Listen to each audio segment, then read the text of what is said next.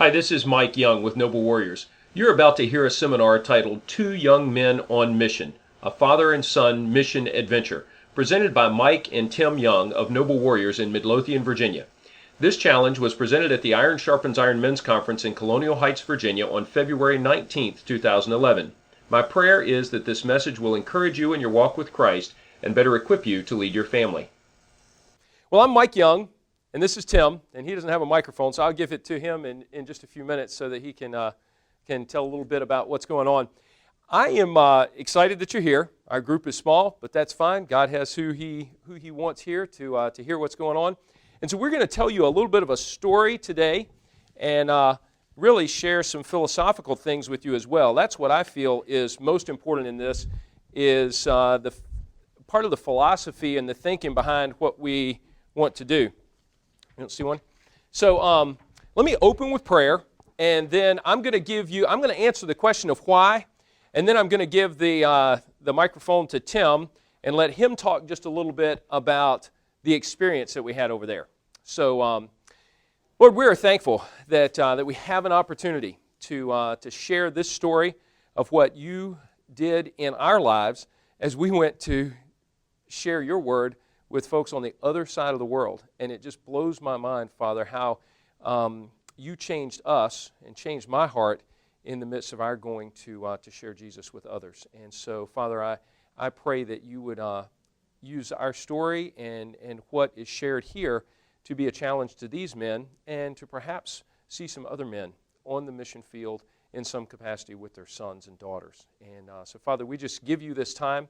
I recall from Romans that how can they hear unless someone is sent? And so, Father, we must be senders, but we also must be goers to share the good news of Jesus with others. And so I just look forward to seeing how you will work through this story. In Jesus' name, amen. Why did we go on this mission trip? I'd never been on an international mission trip before. I'd never been outside of the United States. And several years ago, Stacy and I were at a marriage conference.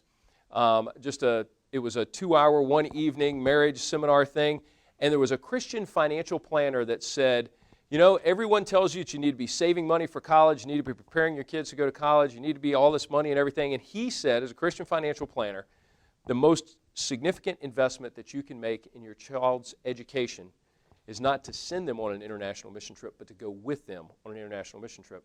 And I was kind of blown away by that, and I took it to heart, and Stacy and I just kind of held on to it because it was a number of years ago. I don't know how old the kids were at the time, but we prayed, God, give us some wisdom, give us an opportunity. And listen, it's not like we've got huge college savings funds or that we're setting aside money. I'm in ministry full time, and so, it's not that we're investing money, but we do want to invest in great experiences for our kids and help them with worldview. And so that's what really we began to pray about. God, can you provide an opportunity? Would there be a way for us to go with our kids on an international mission trip? And Tim, being the oldest, got the first shot. And he is a public school student, so he was getting ready to go into high school. And so we prayed that there would be an opportunity before he started high school to go and have this experience. And so God opened up a door at our church. We were thinking about Romania. There was a group of our folks from Parkway going to Romania, and we thought that's where we might end up, but that didn't work out. And Derek, who was the praise team leader, actually mentioned Bangladesh. He came and caught me one day, and he said, I've been praying, and I wonder, would you guys pray about the possibility of going to Bangladesh? And so that's what we began to pray about. God opened those doors, and so we ended up with this opportunity to go to Bangladesh. Now, I want to turn this over because I think it's more fun for Tim to actually tell the story about what we experienced there with some slides. So I'm going to let him narrate this next part of this. Go ahead and put that up. And let me see if I can get this to play. You ready?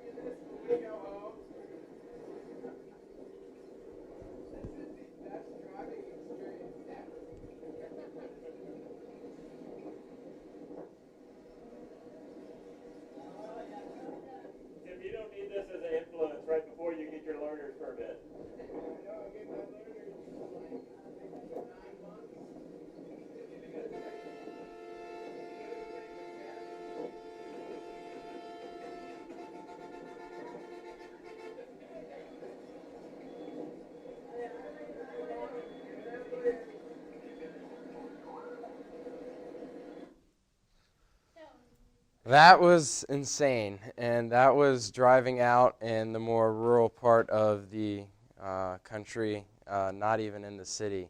So that was insane. The driving was like that, and it actually took two people to drive. You'd have the person steering, and they're sitting there like this, and then you had the guy on the side. We called him the thumper or whatever, and 2 hits meant go. We can get around this car without being hit head on, and 1 hit meant pull behind, or else we'll crash dead into the guy in front of us. So, and he got a kick out of scaring us. He kept on turning around and looking back while he's driving, thinking, these crazy white guys, what are they doing? So, I didn't mean to do that again. Great Commission. This is just one of those key verses. When you go out, you hear this a lot. Then Jesus came to them and said, "All authority in heaven and on earth has been given to me. Therefore go and make disciples of all nations, baptizing them in the name of the Father and Son and of the Holy Spirit, and teaching them to obey everything I have commanded you. And surely I am with you always and to the very end of the age." Something that kind of sticks out at you there, baptizing them in the Father and Son and Holy Spirit. This wasn't exactly one of those mission trips where we got to go and see people's lives change exactly. More of this was just going and scouting out what can our church do, and so more of this was about building relationships with people and establishing that connection, because with a connection it's harder to get through to people. So what is this from? Okay, Romans 12:15. How then can they call on the one they have not believed in, and how can they believe in the one of whom they have not heard? And how can they hear without someone preaching to them? And how can they preach unless they are sent? As it is written, how beautiful are those of the feet who bring good news. Romans 10:14 through 15. Something big on this mission trip, we went to some spots that people had never seen a white person before in their life. And it was kind of crazy. You'll see pictures later, and I got to play soccer with some kids. And I started off on the shirts team, but they came out and they wanted me on the skins team because, hey, white guy, what does his skin look like? And so, we actually got to ride on a little rickshaw, and on the way back I had these kids jabbing their hands up into my side just to see, does white skin feel any different or anything like that. And I got to tell you, it was kind of weird at first because I'm like, this is so weird. Why are they doing this? But literally, they had never heard of this before and had never seen anybody come out and live out what a Christian was. So it was pretty neat to be the first ones there. How did we get there? A lot of lawns, long days, and generous donations and everything. But my brothers and I and Dad cut some grass, and the hope is that I come back and cut grass with them for their first mission trip, because it's not cheap going overseas, that's for sure. Just to show you there, that was Tim running the weed eater, Zach on the riding lawnmower, and Ben pushing. So all 3 of our boys are involved in cutting grass to help raise money for missions. So pretty cool. And you said the plan is for you to go back and help each one of them take a similar type trip? That's the plan. At least that's what you're telling them, right? Yeah, plans are flexible. Who knows? I could be somewhere else and whatever. Say, your $20 and my $1, we can buy this $21 gift, but you can't get it by yourself. Then we can share it. This is very true. 50-50. Anyways, people in poverty. This is train tracks. This was probably the worst area of poverty we saw. And people were literally standing in the middle of the train tracks. And I don't know if you can see right in the back there's a train coming, and all these people are still there. And what they'll do is they're just going to move right off to the side, and that train will come straight down through here. Watch this. Go to the next one. Keep on coming. Is the picture in there? Okay. Look, this is the train. That's the train right there, and these are vendors sitting there selling.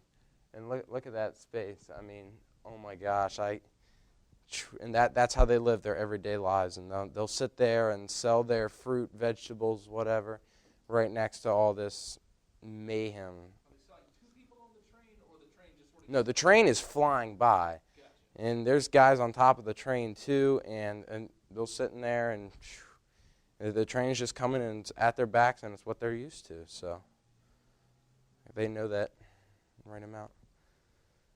This was actually our first day there. I got to play cricket for the first time in my life. Wasn't that good at it to start off with, and then I realized I was a pretty sweet cricket player. Yeah, by my standards, but it was crazy. I'd never played it before. I played baseball, but cricket was totally different, and it was so cool because this was our first day there, like I said, and many people had never seen a white person before, and a person from America, and oh my gosh, America, what are you doing here? I mean, y'all's country has everything. Why come over here? And so that's how you go on and share the gospel and everything. But the cool thing was you get all these people lined up around you. I mean, literally at times we had over 50 people just standing around us, looking at us, staring at us like point blank, and that just to see who we were. And you can see everybody's lined up there watching the soccer game. This was later on. That's when they made me take off my shirt and see what white skin looked like.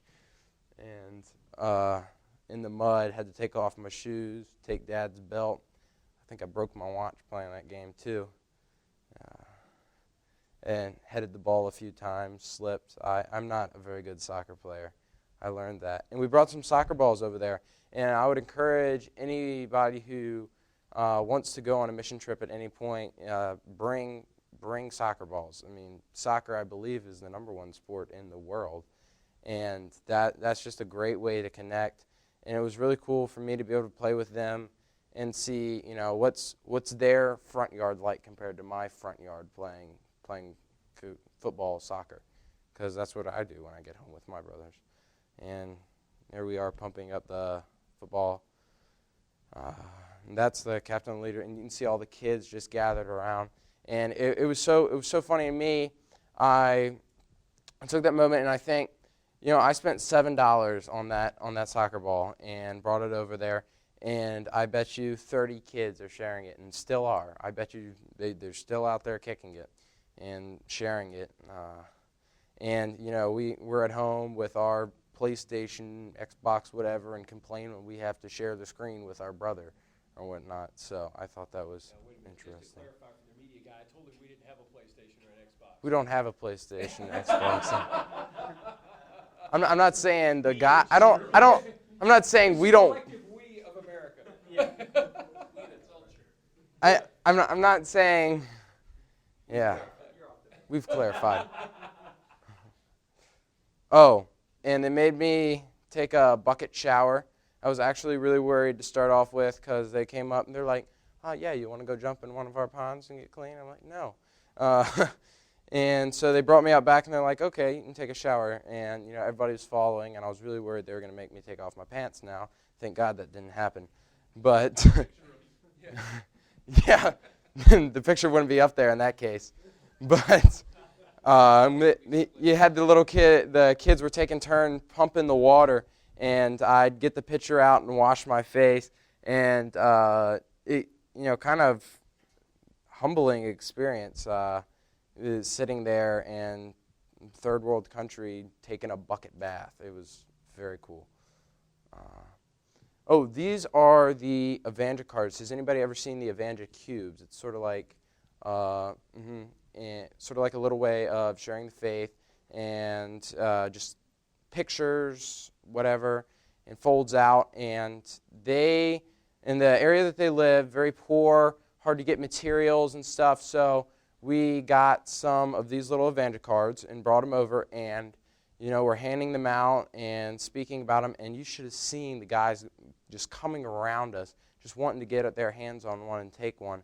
And it was funny. Kids were like literally fighting over these things, and we saw them torn in half, and kids taking them home just because this is a piece of something that can be mine. And I mean, wow! I've never fought over a book before, but they literally were. This is somebody's house we went to. One of the people from the village. Her name is Poheli. And Arjun was the dad's name. And this is their little household gods here, and this is what they pray to. They're Hindu. The majority of Bangladesh, South Asia, is Muslim, but about 10% of it is Hindu. So they just believe in a collection of gods and just kind of group everything together. But this is where she worshipped, and we got a chance to go in there and had a little snack with them, had some hot tea in the 90-degree weather. Very, very refreshing.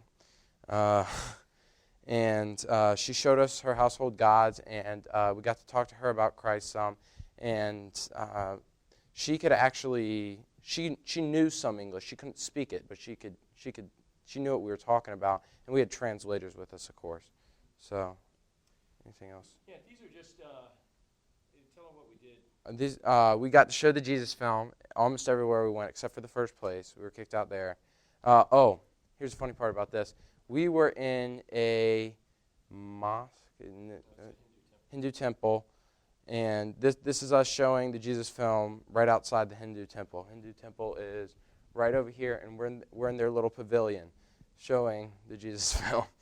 So and this was on an old-time projector, so as the projector would go off and we'd go to the next film, they'd go and worship their gods and come right back. So, hopefully we made them think some, if anything else, but it was very crazy. And this was the Hindu temple they were at, and that's the monk in there, and they're worshiping, what's his name? I can't remember. There's so many of them. Yeah, they're worshiping one of the guys. I'm going to just click through these and just let you see the photos, Okay. and then I'm going to go ahead and talk about the experience and that sort of thing. I just wanted Tim to tell you a little bit of the story of what we had seen for the experience. And I'm going to talk about a little bit of philosophy of what I see coming out of this. I got to tell you, we wanted to take an international mission trip with our kids. That's our desire. That's our plan. That's our prayer. But we didn't expect to happen what seems to be happening now. We've got 3 sons. Tim's 15, Zach is 12, Ben will be 10 tomorrow, and then we've got a little girl who's 6. And so our prayer is that all 4 of them, we'll get, either I or Stacy will go with all 4 of them on an international mission trip now before they go to high school. And it's amazing to me that having done this with Tim, now the others are expecting it. They're already talking about, well, when do I get to go, and what is my opportunity, and when, so they're anticipating their opportunity. And so I just, as a men's ministry guy, I was struck over there. Tim mentioned that most of Bangladesh, which is where we were, is Muslim. It's about 80% Muslim. And I was drawn to the fact that those Islamic men, in their culture, women have no value. And so we need, if we're going to evangelize the Muslim world, who have we got to send over there? We've got to send men. But this takes me back to the International Mission Board, and the reason we have such wonderful pictures here is because the IMB found out about this mission trip, and they sent a photographer and a videographer over to capture this story of a father and son mission team. And I've gotten to know some more information about the International Mission Board and some things that are going on. There's a program called Journeyman, and the Journeyman program is, for the most part, it's young men and women right out of college or about that age. They can go in the field for 2 years. Do you know that, I don't know exactly what the percentage is, but I do know that in Africa, at one point, there were about 50 journeymen. And of those journeymen, guess how many were men in Africa? Actually, it was 2. 2 of them were men, and 48 of them were women. Now, what gets me about that, there's several things. It gets me that where are the guys? And there's some reasons for that, and some of it has to do with, one thing is that their parents are discouraging them. Their parents of young men, are discouraging them from missions. That's part of what they hear at the IMB often, because they would say, you need to get out, you need to get a career started, you need to get your education going, you need to start being successful in the world. So we're measuring everything that they do by a worldly measure of success and not a kingdom measure of success. The other thing that is a compelling part of why we don't have men is that many of them are disqualified. They're disqualified in the interview process, or they're disqualified by not even opting to be interviewed or to apply, and much of it has to do with sexual addiction. There are guys that they know when they get to a certain point in the inquiry, they're going to have to say, hey, I've got an issue. And so they don't know. That's what their research is telling them. But what I'm seeing is that there are just not enough young men who have a heart for missions and who have a desire and see that as something worth pursuing. So, what I'm seeing in this is that we need to be asking men, what is it you desire for your sons? What is it that you desire? What's the most important thing? And I wrote down some things in preparing for this. I bet if I were to go out on the street and ask some folks, as a matter of fact, I remember asking a young man not long ago, what did he want to be when he grows old? And he said, I want to be a really fit, really rich old man. That's what he wants to do. He wants to be in good shape, and he wants to be rich. And so that's what he's constantly pumping weights and doing fitness things, which is there's nothing wrong with taking care of the temple, but he wants to be rich. And it has nothing to do with spiritual development. We've got parents out there that are pumping money and everything else into making sure that their kids are sports savvy, or they get good in business, or whatever. They want success and excitement for them, but they want a worldly measure of success. And very few people will say that my children's spiritual development is important to me. And that's unfortunate. So I think, part of what may come out of this experience for us is an opportunity to challenge some folks to think about, what are we really investing in for our kids?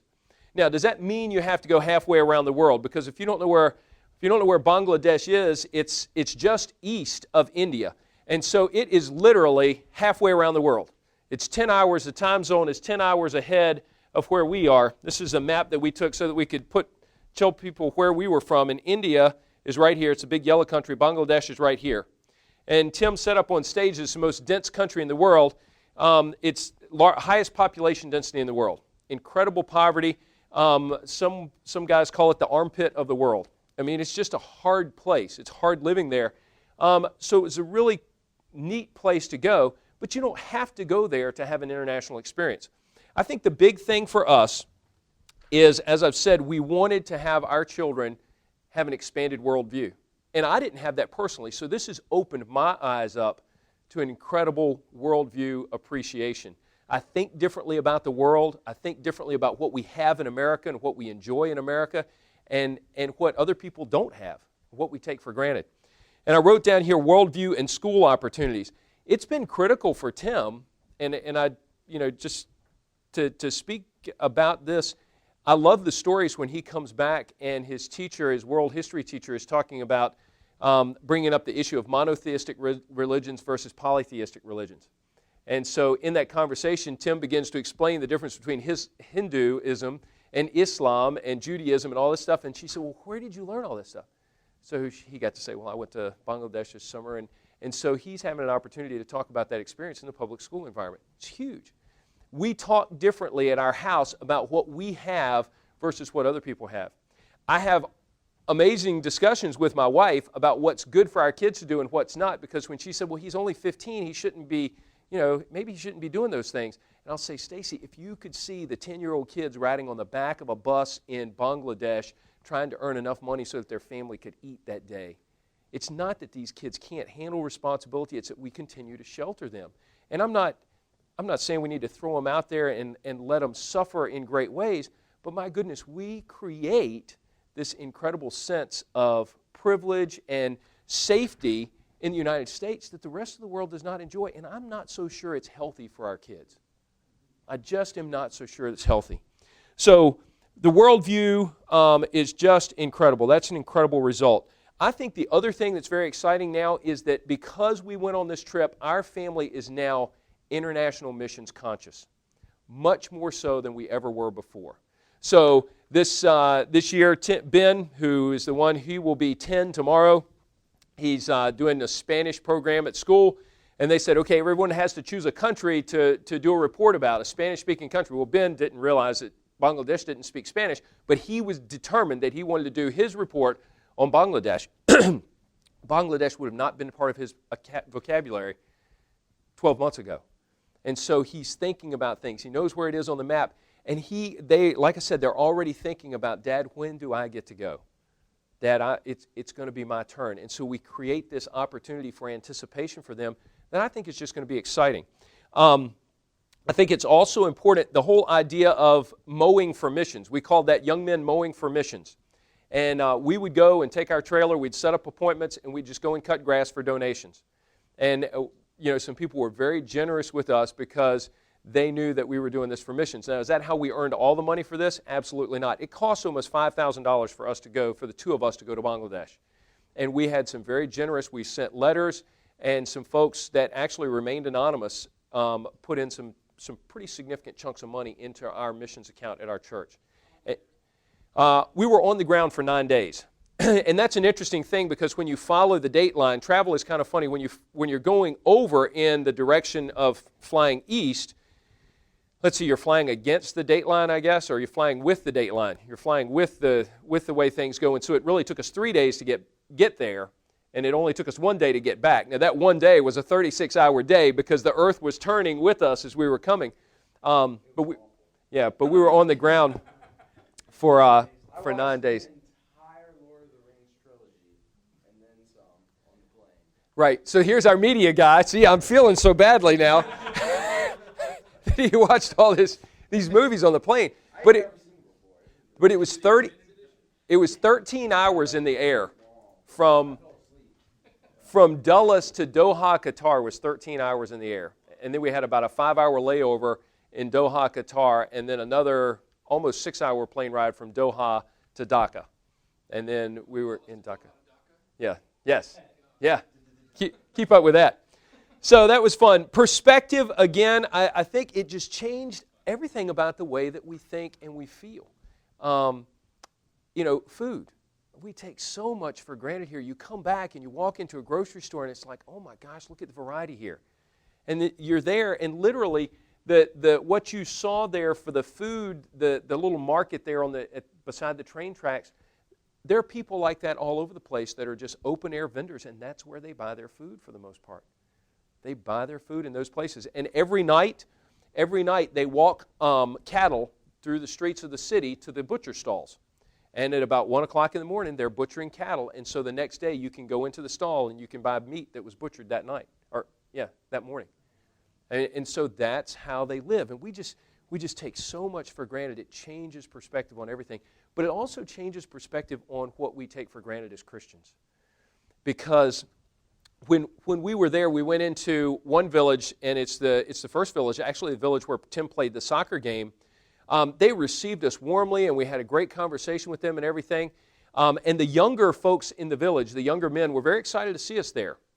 And so we went into an open area in their community. After playing soccer, we set up the projector and got everything ready so that we could show the Jesus film.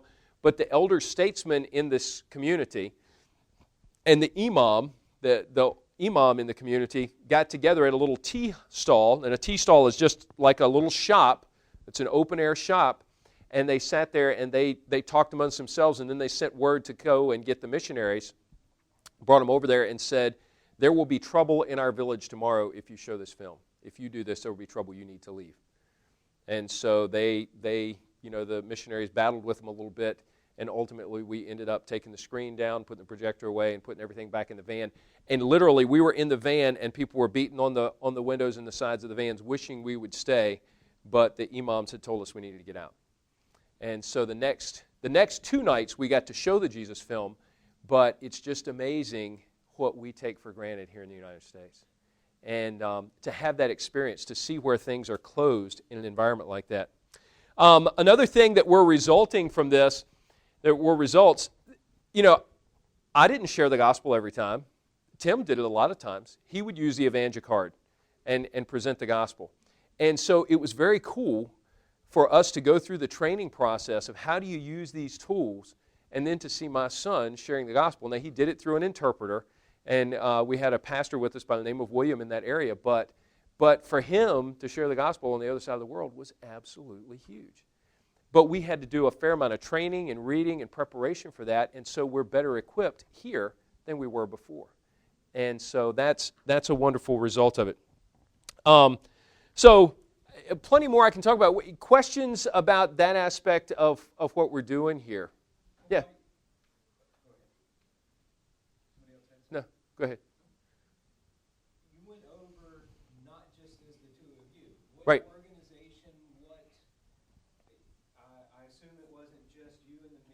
opposed Yeah. to tooling around in a van and just setting up shop? What practical Organization. on-the-ground Yeah. organization did you have that you were working with? We went there in conjunction with the International Mission Board. And so we were working with missionaries that were on the ground already over there and got to spend time with them. They had set up things for us, but all of that changed. Everything that we had set up to do when we left got changed en route, and so we did different things. But there were guys on the ground who are working. They're planting seeds all the time. But I got to tell you, it's just hard work. And it was encouragement to them for us to be there, because it really is amazing when someone who is obviously an American comes into one of those villages, everything stops. And they rally around you just to see, just to hear. They learn enough English in their schools to be able to say, "Hi, my name is, are you an American?" And so we would get into those conversations. And there are, some of the photos are of us having conversations. The folks, the guys over there especially who knew enough English to be able to try to carry on a conversation were anxious to use their English. And so we spoke with them, had conversations with them as best we could, but it was hard to communicate. It's Bengali. And so we were working with people who are already on the ground, but it's hard work, and it gives them a real surge to have someone come in to bring some enthusiasm, to bring some excitement, to bring some encouragement for them. And they get to do some different stuff too. So, but there, you know what? While we were over there, we encountered folks from the Billy Graham Evangelistic Association. So they're on the ground in Bangladesh. We encountered folks from, Gospel for Asia is over there. And so we know that they're working there. So there is evangelical witness going on there. But the population density is so great that it seems like an insurmountable task to be able to do it. It's just absolutely amazing. And that's part of what, everywhere we looked, there were buildings that were started but never finished. I mean, the construction is just crazy, watching how they build things.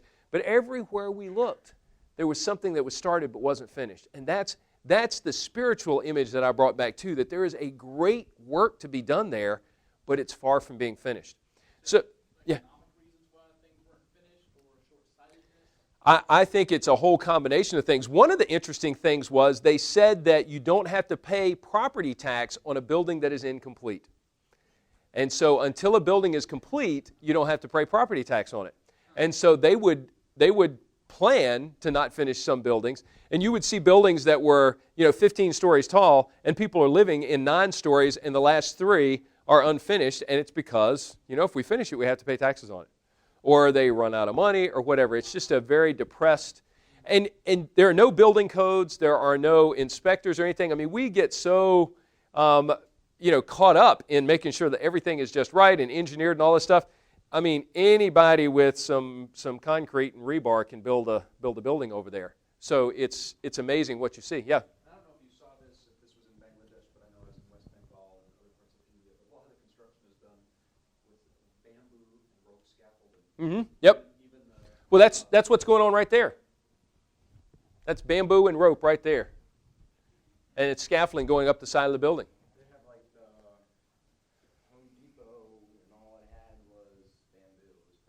We called it the Home Depot, but it was just a bamboo depot is what it was. I mean, it was just phenomenal to see all that. And this is actually, I believe this was the building that where we were staying, we could look into this building, and there were actually folks who slept in here every night. There were squatters who would come in and sleep here, and then they would go out for the day, and then they'd come back and sleep there. So there were lots of nomadic tendencies. So there's much to do over there. And as a matter of fact, you ask about who we were going to see. Well, there's another team that just went over there. There were actually 4 guys with us and then the photographer and videographer. But our church just sent another team over, and they are scouting, what else can we do? Can our church have an ongoing partnership with a community over there, with a village? And so that's what we're hoping to do, because for any of us to say, hey, we want to try to evangelize Bangladesh, it's too big. And so what we need to do is establish a partnership with a small village or a region where we can hopefully share the gospel with enough folks and see God work there that there would become a small band of believers that would begin a church there, and that we would be able to help and nurture this church so that then they could become a reproducing church in that area. I mean, that's ultimately the goal. So what is that going to look like for the future? I don't know. I really don't. But we just see some of those things hopefully happening. A couple of other things that we did there. How do we prepare for this? I want to talk a little bit about that and what kind of sets the philosophical background. Have any of you done men's fraternity? You familiar with that at all? Or Raising a Modern Day Knight? Have you read that book by Robert Lewis? Yeah, it is phenomenal. And Robert Lewis in that book, when he's talking about raising sons, he talks about doing an epic adventure with your son. And there are all kinds of epic adventures that you can do. And you can do this with daughters as well, because I know, Larry, you've got 3 girls. But 4, I'm sorry. But an epic adventure, we had a guy come last year that they had fished trophy waters in all 50 states in 50 days. They called it Fish 50. It was a Christian guy that took his son fishing for 50 days straight. Every state in the United States in 50 days. Yeah, crazy stuff. So that was an epic adventure. But what we've chosen to do is see that this is an epic adventure with kingdom impact. And so that's part of this. And Robert Lewis also talks about having your sons involved in the community of men. And the fact that we were on this mission trip, and it was Tim and myself and 2 other men, was incredible because my, at that time, 14-year-old son got to be part of the community of men. He wasn't around any other teenage guys. It was a men's trip, and it had a huge impact. Quite honestly, he had to step up, and we got a chance to enjoy the energy of a young man in our midst. And you know, the missionaries on the ground said we would love to have more young guys come because they appreciated the energy that brought, going out and playing the soccer and everything. So that was fun. But none of them wanted to do that. Yeah. But another thing that with Raising a Modern Day Knight, Robert talks about ceremony and how important it is to do ceremonies that mark certain places and points in a guy's life. And I'll tell some of this with Tim here. We do some things in our family. My 12-year-old son, before our kids go off to middle school, I take them on a camping trip for 3 days out in the Shenandoah National Forest, and I make them memorize Romans 12:2 because they are getting ready to be confronted with all sorts of challenges to make them conform to the world's patterns of life. You know, they're gonna struggle to fit in. So I make them memorize Romans 12:2, and we enjoy camping together and all that stuff.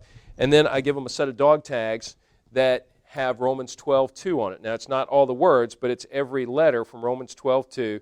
Do not conform any longer to the patterns of this world, but be transformed by the renewing of your mind. That way you will be able to test and approve what every God's will, His good, pleasing, and perfect will. So, I stumbled, didn't I? Yeah. So I did that with Tim, and then guess what? Zachary was expecting, Dad, when do I get to go and get my dog tags? So this summer, Zachary got to go and get his dog tags. So Ben's anticipating, when do I get my dog tags, Dad? When do I get to go? Well, it'll be before he starts middle school. Well, now we've started another tradition, and that is this international mission trip. So now Ben is already looking for, he's the 3rd son, so he's already looking for, okay, I know I get to go camping with Dad before I go to middle school, and I know I get to go on an international trip with Dad before I go to high school. And Zach is looking forward to that as well. So one of the things that we did on the last night in Bangladesh, I asked the guys who were part of our team and the missionary there, I said, I would like for you to join me in praying over my son. So the definition of manhood that comes from Robert Lewis's men's fraternity is real men reject passivity. What's next? Accept responsibility, lead courageously, and accept the greater reward. Okay. So the definition of manhood, Tim knows that. I talked with him through each one of those points of the definition of manhood. And then I had this group of men who had traveled halfway around the world lay our hands on Tim and pray over him. And it was the most amazing thing to stand there and pray that God would have His way in his life. Now, I don't know what that means, and I told them that. I said, does this mean he gets called to international missions? I don't know. I hope that if that would be the case, that we would be willing to graciously give him up to God for that. And I don't know what that's going to look like. But it was amazing to hear that missionary pray. And as he prayed, he said, I can't believe this. I want to do this for my sons because I have never heard my dad. This is a guy who's on the mission field with his family. I have never heard my dad pray for me. And in his prayer, he said, to my knowledge, my father has never prayed for me. And so I just appreciate the privilege of being able to stand here and pray for this young man. And I look forward to the day when I'll lay hands on my sons and pray over them. And so one of the great outcomes of this is just the moment. There are unforgettable pieces that come out of this that will be part of what we do and our memories forever. And so that's an important piece of it. Now, I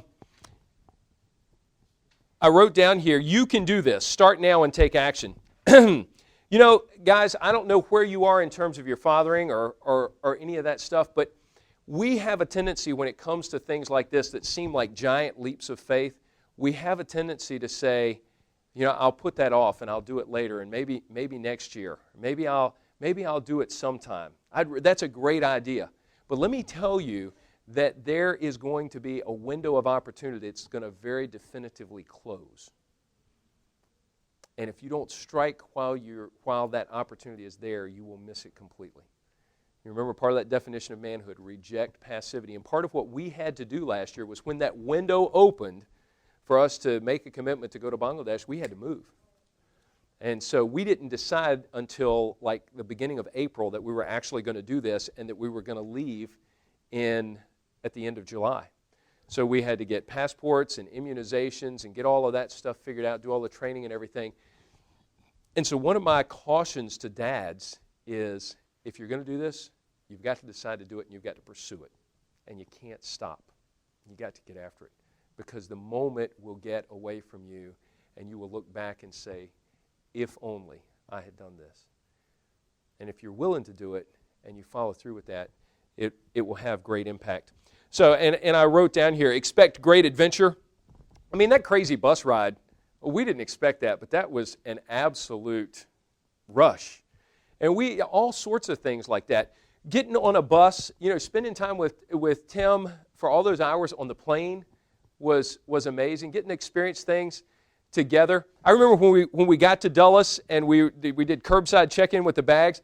Tim had never been to an airport and had bags checked. So we handed him the bag, they checked it a little bit, and then they put it on the conveyor belt, it was gone. He turned around like, Dad, where's our luggage? What'd they do with it? And they had just followed, it was just on the conveyor belt going out. But it was just so fun to have those experiences. Some of you have read the book or you've heard of the book Radical by David Platt. Any of you read that? Phenomenal book about the impact of world missions and radically thinking about how we in America have just got such a spoiled and pampered attitude. We read that devotionally while we were on the trip. So we read Radical and studied that together. There was great risk, but there were great rewards. It was just awesome to be able to have those moments of sharing the gospel together, of being able to share the Jesus film with those folks in those villages. And they're great memories, like I said, that we will constantly reflect back on. Our family was involved. Stacy helped me. You know, if you're going to do something like this, Stacy was the one who looked up all the CDC, Center for Disease Control, immunization requirements and helped us with the passports and all this stuff. There is so much that has to take place in order to get you out of the country and then hopefully get you back safely. So all of that had to take place. Yeah, you're coming back either vertically or horizontally. We had insurance for that. That's what Derek told us. But our family also was praying for us the whole time. And it was really cool because Stacy had each one of the kids write us letters. And so each day, Tim and I opened a letter that had been written by either her or one of the brothers or Hannah that just said, I love you, I'm thinking about you. And so we had a series of letters to open. It's just a beautiful thing. So to be able to share that moment. Resources that I would just point you to, there's a book called, there's some philosophical things that you need to pay attention to. You're probably familiar with the book Guyland. Are you familiar with this? This is a secular book, and this is philosophical in nature. It's a secular book about what's going on with young men. The byline is The Perilous World Where Boys Become Men, and it's talking about this incredible adolescence that now is extending to 24, 25, on up to 30 years old, where we're letting kids live irresponsibly for so long, especially young men. And he talks specifically about a fraternity brother mentality that young men have all the way up into their 30s and 40s. Looking for those days back at the frat house. And I read this, and as a Christian father of sons, I'm thinking, we have got to break this. I don't want that for my son. I really don't. Is that attitude praised in that book? Oh, absolutely not. I mean, he's critical of it. And one of the things that I think you need to be aware of is that finally, even secular culture is waking up to see that we have got a problem with men. We really do. And our problem is with these adolescent young men that never grow up. I mean, they just don't because there's no requirement for them to. Some of you may read the comic Zits. Jeremy's a 15-year-old kid. I love that comic. But just a couple of weeks ago, there was one where he walks into his mom and dad's bedroom, and the first panel says, "So you really mean to tell me that there's no trust fund set up for me?" And the next frame is, Dad says, "No, absolutely, there is no trust fund set up for you. You're going to be on your own." And he said, and then the final frame was, "So you expect my wife to take care of me all by herself?" And so the message is, these young men can't care for themselves. We're not challenging them to do that. Now, I will be first to tell you, and I'll tell you in front of my 15-year-old son and all the rest of them, I don't know how they're going to turn out. I really don't. He's got lots of choices to make, and just exactly what Bill Perkins said about me and you, I'm one decision away from making the next decision that will lead to the next decision that would lead to destruction in my life. He's right there. All of us are. But I need to do, I am called, I am compelled to do everything that I can to stack the deck in their favor so that they can be prepared to make good decisions. And so we've got to go against the grain of this guy land. Some other things, I mentioned Raising a Modern Day Knight. Wow, what a phenomenal resource. Phenomenal resource. That's My Teenage Son is a recent book out by Rick Johnson. And it's really directed at women, because part of what we've got to do is help women understand that if you don't help these boys detach from you, they're mama's boys all their lives. I would recommend another book that I haven't got a copy of here, and I'll get one next time, and that's Championship Fathering, because I know that Carrie's got some great stuff in there. Do Hard Things. I think young boys should read this book. Alex and Brett Harris. I mean, these guys did hard things. And they challenge other young people to step into the arena of something that you didn't think you could do. And we've got to stop coddling our youngsters, our young folks, especially our boys, and expect more of them. Now, let me tell you a little bit about the rest of the story with this. The IMB sent this photographer and videographer, so they captured the story. It's going to be released around Father's Day on the web, along with some resources to churches trying to get pastors to preach messages about fathers doing international mission trips with their kids. So that's part of what has come out of this, completely unexpected from us. There's other conversations about what can be done to encourage fathers to have these sorts of experiences with their kids. And our team that just got back from Bangladesh is now looking at, okay, what would it look like? And we're talking through this. Stacy probably won't listen to this recording, but Tim and I have talked about, and Stacy and I have talked about, and we've begun to pray over, okay, what would it look like if Tim went with a team that goes in mid-June and stays there for 6 weeks, and then I go back with another team of fathers and sons and pick him up in late July and intercept him there and leave him on the ground halfway around the world for 6 weeks. Now, that's a mind-blowing thing. But I read something just recently that made me think differently about some of that. Here's a great term that you should, or a great statement you should write down. Mediocrity is mass-produced. Mediocrity is mass-produced. And if we keep just trying to get all of these kids to look the same way and do the same thing, and we never challenge them to be exceptional. And so that's been my mantra now, is I want my kids to have exceptional experience, because I think exceptional kingdom warriors are going to come out of exceptional experiences in life. So, I mean, Tim's sitting here. I don't know what it's going to look like to send a 15-year-old halfway around the world to spend 6 weeks. I don't know. We may not get to do that. But I can tell you, as I've talked to him about it, yeah, I would go. I want to go. I want to go. I would love to do that. So who knows what God's going to do with this? I really don't. It's just kind of up in the air. So other resources there. Any questions? This is kind of, I'd love to hear, what your thoughts are. Could you see yourself going on an international mission trip? I mean, obviously you've got a missions background. So one of the coolest things when you talk about taking a 6-week. Yeah, absolutely. I don't let Lori read that one. Yeah. Absolutely. Any other comments or questions? Yeah. It's Robert Lewis. Robert Lewis wrote the Men's Fraternity Curriculum, and this book is his explanation of how dads and other men can be involved in raising young men up into manhood, kind of like a knighthood model, where there's a page and a squire and a knight series that just it just really caught my attention about the importance of doing ceremonies in men's lives and giving them a higher standard to live to. I mean, it really is pretty powerful. Any other questions? Yeah. You mentioned that I was scared. Yeah. Well, I know you got God on your side. You shouldn't be. But, Yeah. Part of what we saw was, you know how we talk about cultural Christianity here in the United States? The rest of the world believes or thinks that everyone here in America is a Christian. So they think the way that we live and the way they see us live is Christianity. But it's just all messed up. And it's cultural Christianity, if you will. It's Christianity that's been tainted by the culture. And I got to tell you, there's a lot of cultural Muslim Islamic behavior where folks will say that, you know, I'm a Muslim, but they don't pray. They don't participate in the fasts and the other things. They're Muslim because that's the right thing to say over there, just like they're Christian here because it's sometimes the right thing to say. so believing, not practicing, or practicing and not believing. Yeah, some of both. I mean, it's a mix. Fan type Yeah. thing. Like, you know, I may root for the Redskins, but I don't play for them. Yeah. You know, I want them to win, but I don't, you know, if they don't, it doesn't hurt me that much because I'm not on the team. Yeah, but you know, and I kind of evaded the original question. The whole issue of safety. There were times when you felt like, wow, are we going to be safe here?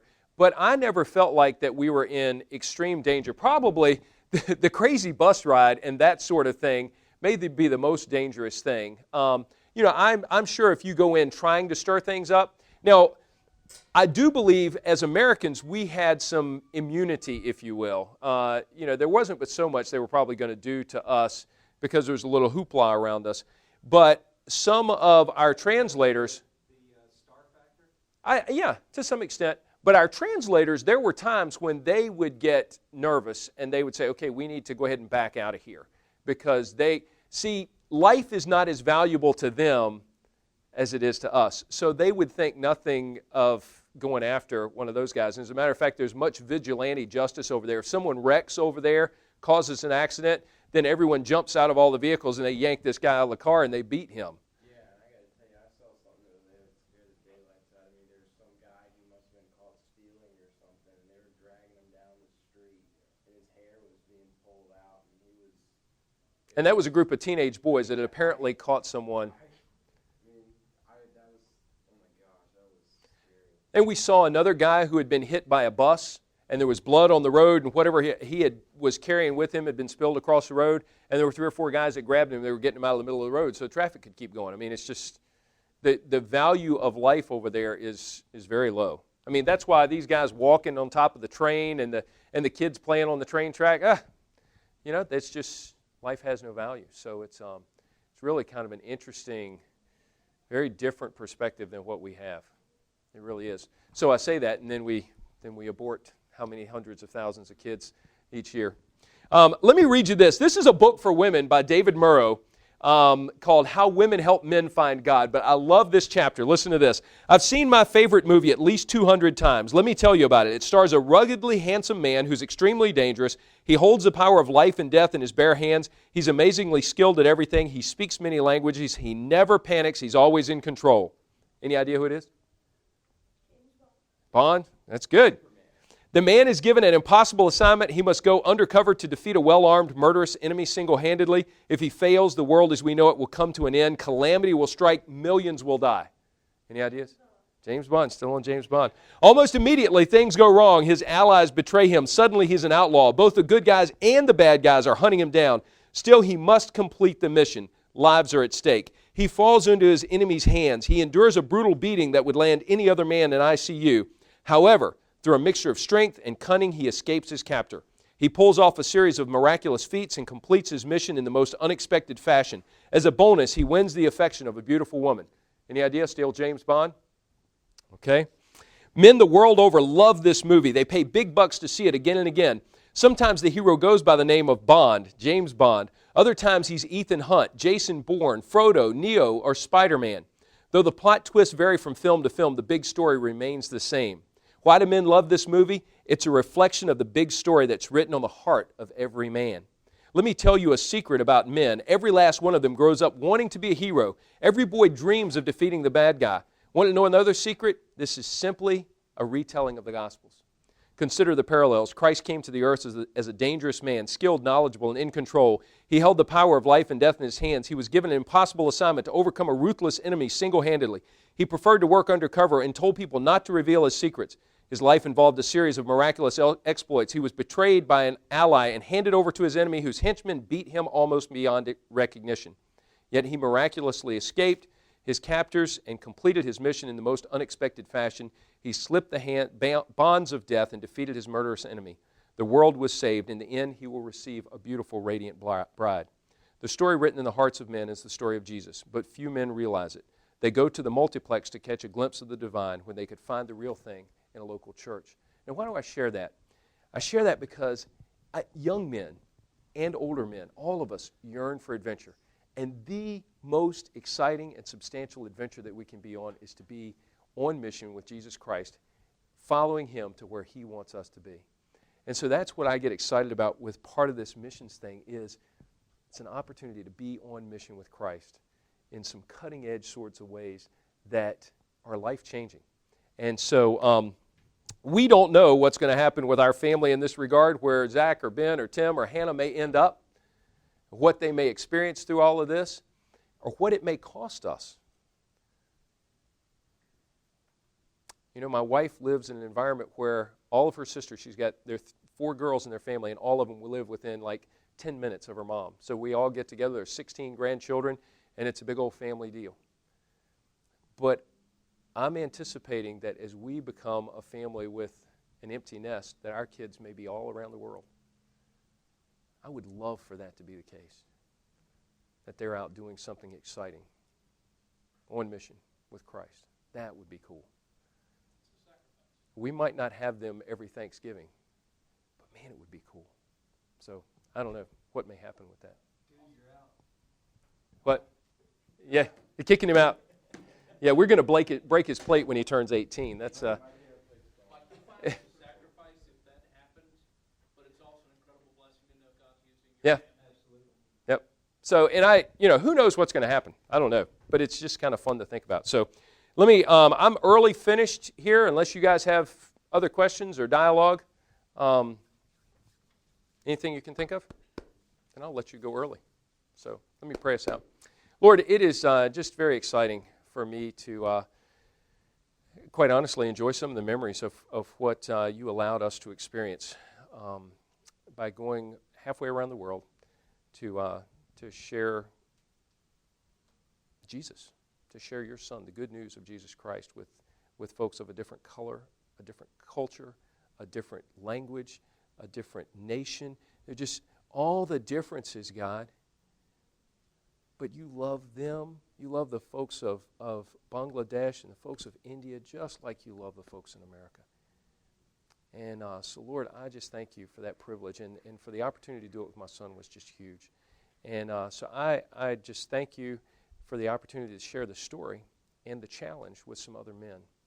And I pray that each of us will be prayerful about how we might be, number one, involved in international missions personally, but Father, how we might also involve our children and our families in international missions so that there will be a generation of men who go out to Muslim nations and share Jesus and expand your kingdom in that way. So God, we just ask that you will touch this, that you'll use it to bring glory to yourself. In Jesus' name, amen. All right. Well, thank you, guys. I trust that through this presentation you've been challenged and motivated to take bold steps of faith to advance the kingdom. We are thankful for the help and support we've received on these recordings from Morris Audio Consulting. Visit them on the web at morrisaudioconsulting.com. We also hope you'll take time to learn more about Noble Warriors and the Iron Sharpens Iron Conference Network by by visiting noblewarriors.org. God bless you, friend.